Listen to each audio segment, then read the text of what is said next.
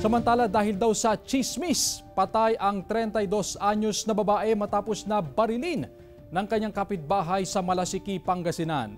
Yan ang balitang tinutukan ni Claire Lacanilaw.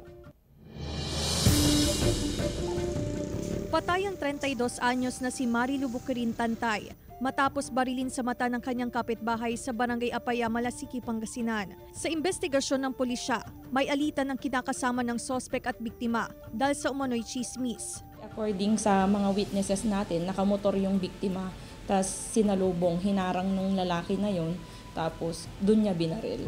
And meron tayong 2 witness na magpapatunay kung sino yung bumaril. Hustisyang sigaw ng naiwang kaanak ni Marilu. Wala umanong katotohanan ang bintang ng kinakasama ng sospek hinggil sa pagpapakalat ng chismis. Hindi naman po totoo yun. Wala po kaming ginagawang masama.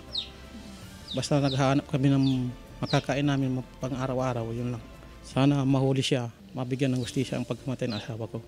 Patuloy na tinutugis ang sospek na tumakas matapos ang krimen.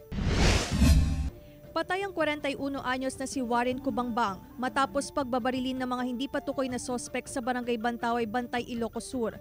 Pauwi ang biktima mula sa sabungan, angkas ang isang kaibigan ng mangyari ang pamamaril. Nakaligtas ang angkas na tumakbo sa Bukirin. Mga dating kinasangkutang kaso ang ilan sa tinitingnang anggulo, ngunit wala pang person of interest ang pulisya. Bagada nga namimpat pinagsasaro, no? Tapos hindi nalpas din namimpat, sinublianan damanan, inikandati namin 2 malang. Bumlatan, awanti kanda ta kasong pa. Konsensyon tulad ng nga po, napasama po ni Kabags ko. Claire Lacanilaw, 1 North Central Luzon.